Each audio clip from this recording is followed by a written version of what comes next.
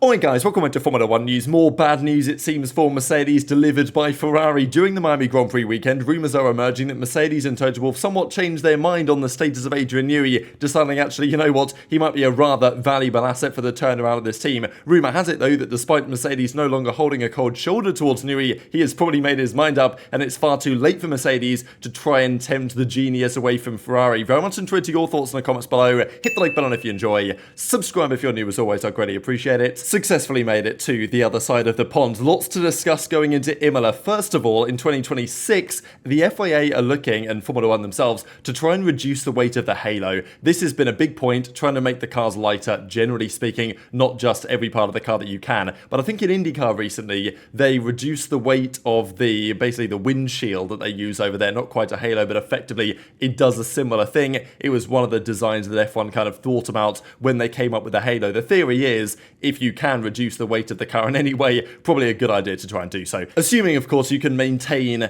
the safety parameters that they presently have. So apparently F1's looking for a new manufacturer to create a lighter weight halo which can produce the same benefits but make the cars lighter and therefore slightly more agile and nimble, as basically everybody wants to see, no least, of course, Adrian Newey, that has made this point many a time, and I still do wonder whether he is going to wait until they announce the aero regulations for 2026 fully and he can read through them before he decides if he's going to return. But if he does return, it's almost certainly not going to be at Mercedes, despite them potentially wanting him now, which maybe wasn't the case a little while ago. Lots to discuss on that in a second. Also, if you guys saw the rumours around the points extensions, so currently you get points for the first 10 places that finish a Grand Prix. There was then discussion, what about making that 12 places, which I think I would be in favour of, and it seems most of the teams are as well. There was then further discussion on to, why stop at 12, why do we need to stop there? Why not go to 15 or to 18 or to 20, give points to everyone, which I don't know if I massively like the idea of, but at the end of the day, the point system should show who was stronger over the course of a season. I don't think they're necessarily like rewards to be earned. It's more so a system that should indicate who had the better season from top to bottom. And the fact that somebody can get 10th in one Grand Prix because of a load of DNFs ahead of them, and they can finish last place on pure pace every single other Grand Prix, and they finish the year with 1 point, and someone that comes P11 every race finishes with 0 points, doesn't feel quite right. So, maybe there's something to think about there. It didn't really matter a while ago when there was loads of DNFs, but nowadays, because the cars are so reliable and, maybe the competition is quite fierce from top to bottom, especially in terms of qualifying pace and honestly race pace, as they mentioned, there's no back markers that are 4 seconds a lap off the pace like there was not even that long ago in the sport. But for Imola, big upgrades on the way for various teams. Apparently Aston Martin, they have new side pods, they have a new floor as well. They need their Imola upgrades to work and work well, because they dropped to like the 6th fastest car basically. They were down there with the Alpine and the Haas back in Miami, which is a pretty bad place to be, even behind the RB, which was upgraded to be fair. But Aston Martin need to take some big steps because they have absolutely swapped with McLaren over the last year and a half or so. Toto Wolff as well comments on the Mercedes upgrades. They have some ideas to bring to the party. Toto now says they're getting into 6th gear bringing these upgrades. But at this point, does anyone actually believe him? But as he does say, I think we understand much more what is needed to get the car into a better place, because it's so clear now what it does and why we struggle and where we struggle. So they've had a quarter of the season to figure this out. They finally learned why the W15 is still not a very good car, and now they're going to fix it, just like they've said for the last 3 years. It's never happened. And even Gary Anderson said today on the race, they're like, yeah, he's pretty convinced that based on what their upgrades did, which wasn't much, especially compared to McLaren's in Miami, and they didn't bring the whole package Mercedes in Miami like McLaren basically did, but still, they brought something, and it didn't really change what they saw. And, Gary Anderson's point of view is that they still don't really know what's going on Mercedes, and that may never change for the immediate term, especially with some of the brain drain they have. And this is where Toto Wolff, I'm sure, is absolutely thinking about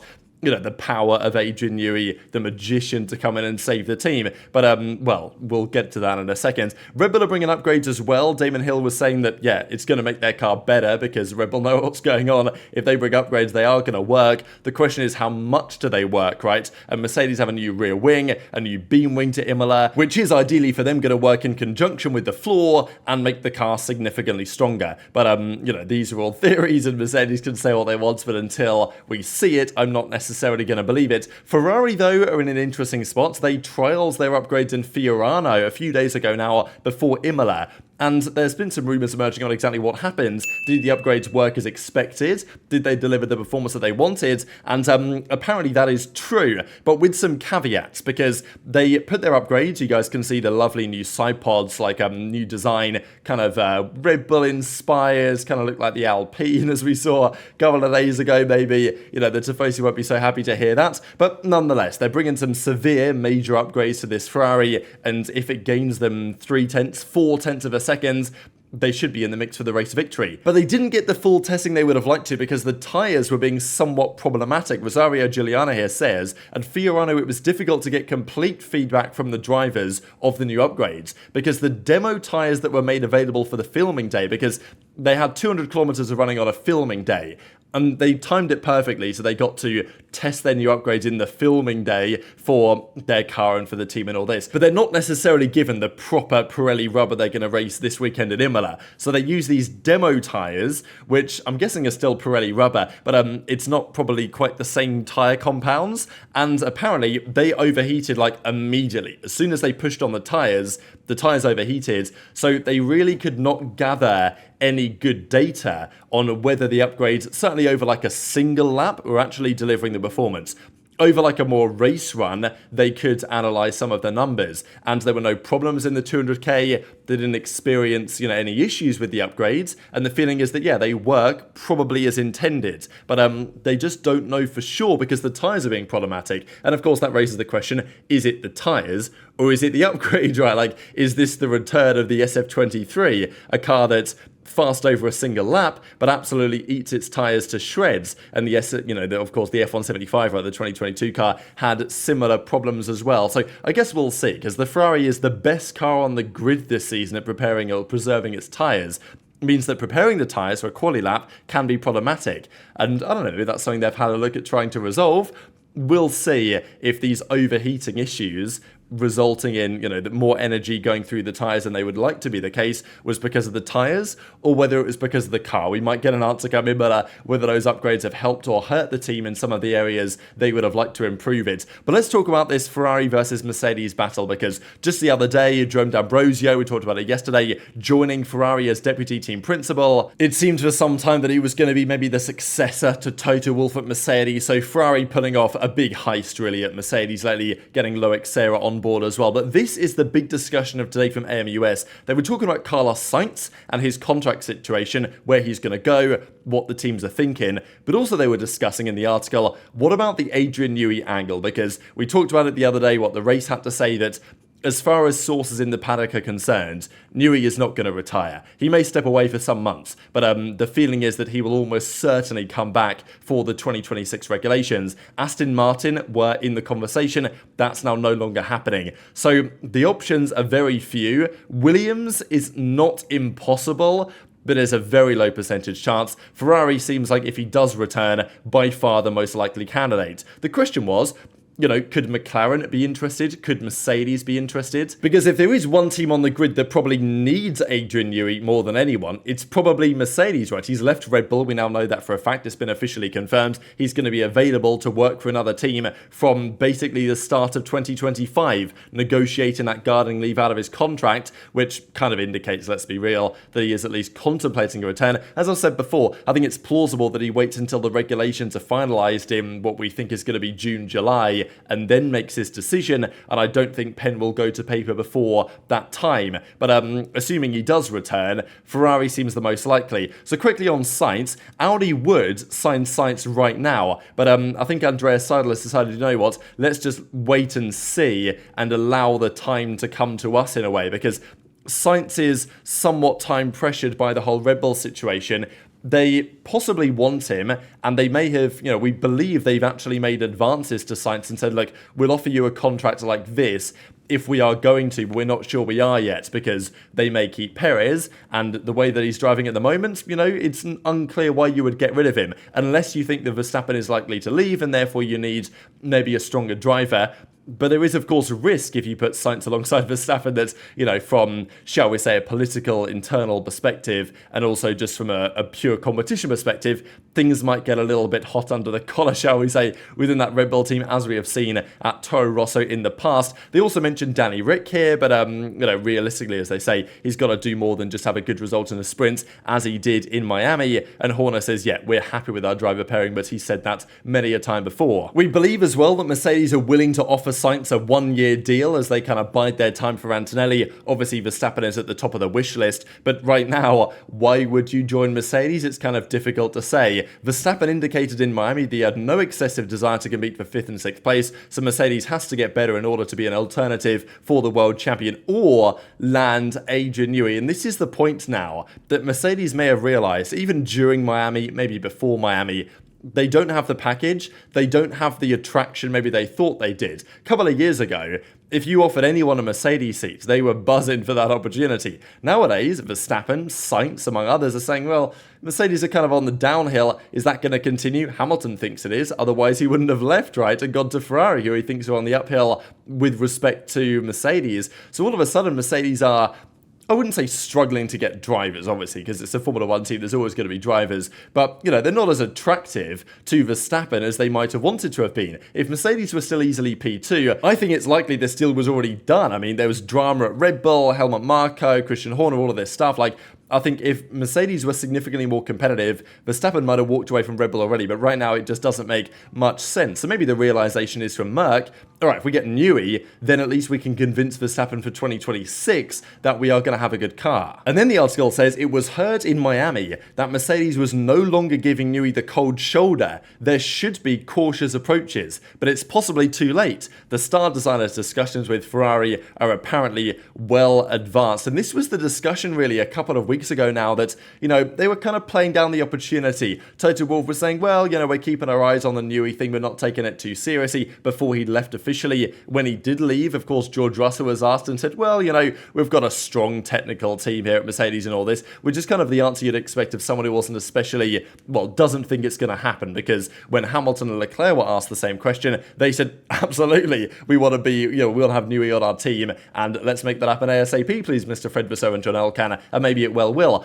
Toto Wolff on the same matter has said, yeah, Newey's an incredible engineer, but even the greatest magician would struggle to solve our problems. So, if anything, trying to push him away, and maybe because they didn't really believe they were interested. But now these confirmations have come through. Loic Serra's gone. Okay, they knew that to be true anyway, but just the way things have gone over the last week or so have apparently made Mercedes somewhat reconsider their position, because I think they were, at least in conversation with Newey before, there were rumours even last year that Mercedes were trying to sign Newey before he re-signed a one-year extension with Red Bull. So it's not like they were never interested, but maybe this time around they weren't quite as hot on the heels of Newey as they should have been, and therefore they've kind of allowed things to get away from them, because, the Ferrari Newey stuff is well known that this is potentially happening. Whether it happens is another question, but the conversations are basically undisputed. The fact that he was spotted at the Bologna airport a couple of times, okay, there may be other explanations for that, but let's be honest here. One of them is more than likely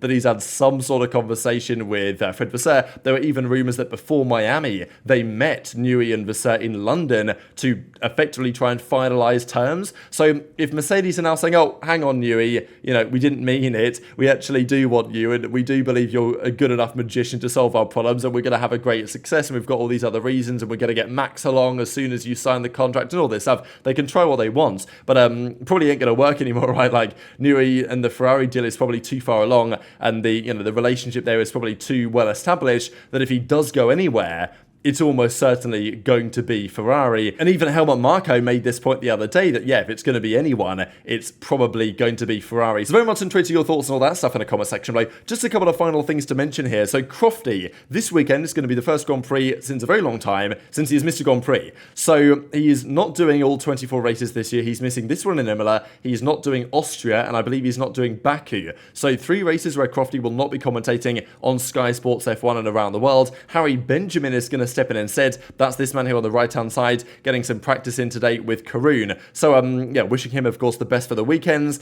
and just thought it was worthy of note, really, that for the first time in a very long time, Crofty will not be on comms for the Imola Grand Prix weekends. And just this question I thought was kind of funny, really, from Formula Races. Which driver-team partnership lasts the longest? I guess we can look at these four first before we discuss the reply.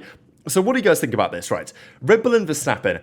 Well, not long ago, I'd have told you, yeah, he ain't going anywhere. But to be fair, I think everyone's kind of known that Verstappen in 2028, 2029 is heavily considering not going past his contract at that point. And he's made that very clear that, you know, when he's at that point in his career, going to another motorsport, doing WEC, whatever, winning Le Mans, like there's other things on Verstappen's agenda to do. I think his partnership with Red Bull may last 4 more years. I don't think it lasts any longer than that. And there's a good chance that it lasts another few months, if not a year and a half, because I think in 2026 it is plausible that he goes somewhere else, just given the state of Red Bull. If Marco leaves, he's going to leave, all these other things. That to me is unstable, certainly less stable than some of these other ones. Russell Mercedes is quite interesting. If Mercedes start to turn their form around, then yes, I think I see this happening long term. But if they don't, you know, Russell might even jump ship at some point, and there's also the possibility of them getting Verstappen, which is not completely impossible, let's say for 2026, if they can convince him that their engine is good enough, even without Mr. Adrian Newey. And of course, they want Antonelli. So I think for Russell, there's the possibility of if Mercedes keep going downhill, he might want to leave, or he might even get pushed out at some point if Verstappen and Antonelli were to come through, or even Sainz was to join and outperform him, which I don't think would happen, but I guess it's possible. Norris McLaren, you know, this is, I think, will remain at least true for another several years, but I'm not sure it's going to last forever, just because who knows how McLaren attack 2026. Like, if McLaren turn up in 2026 and they don't deliver what they're expected to with the Mercedes engine, Norris might just leave and go to Red Bull at that point, because he's been linked to Red Bull multiple times, and if his faith in McLaren is not rewarded with a championship contender in 2026, 2027, then I think his departure to Red Bull is probably quite likely at that point. And then we get to Leclerc Ferrari, and it's just really difficult for me to see on the current trajectory why Leclerc or Ferrari would split up. To me, I think he's going to be there to, you know, I would say 2030, you know, something like that. I would be surprised if he leaves before then, I'm not going to lie. I think there's a real long-term partnership that is brewing over there, because, you know, Hamilton will be there, and then Hamilton will retire at some point, and then Leclerc will stay on for a little while longer. Maybe Behrman comes in, but, you know, you'd think that Leclerc at that point, super established, obviously a phenomenal driver, and yeah, the other option, of course, is Stroll Aston Martin, but surely that is probably going to come to a close before a couple that I mentioned there. But very much enjoyed your thoughts on all this stuff in the comment section below. Hit the like button if you enjoyed, subscribe if you're new, take care, and I'll see you next time.